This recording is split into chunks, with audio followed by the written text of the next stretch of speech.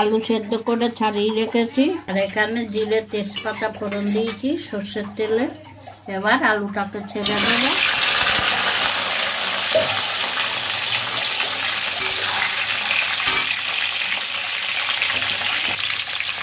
হলুদ দিচ্ছি,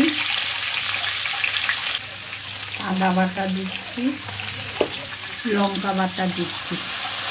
ভাজা শুকনো লঙ্কা ভেজে বেটে রেখেছি। নুন দিচ্ছি, কাশ্মীরি লঙ্কার গুঁড়ো দিচ্ছি।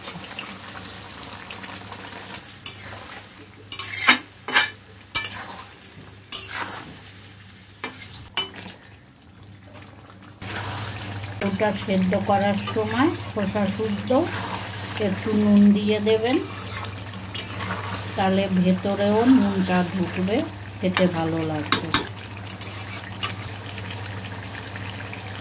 কষিয়ে নিলাম। এবার গরম জল দিচ্ছি।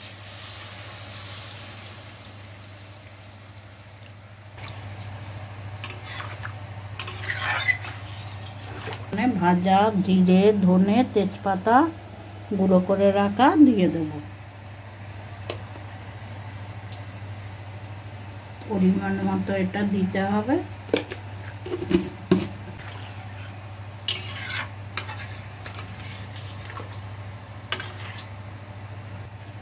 গরম মশলা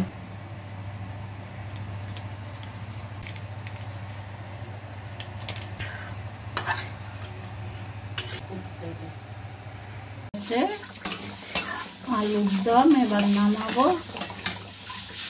একটু ঘি দিচ্ছি।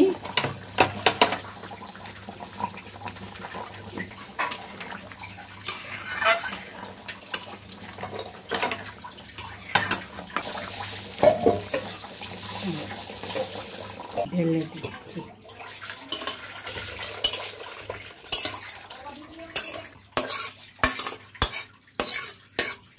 এইভাবে রান্না করে খেয়ে দেখবেন। নিরামিষ আলুর দম ঘি গরম মশলা দিয়ে ভাজা মশলা দিয়ে খুব ভালো লাগবে গরম গরম ভাতের সাথে। ভিডিওটা যদি ভালো লাগে লাইক করবেন, সাবস্ক্রাইব করবেন, কমেন্ট করে জানাবেন।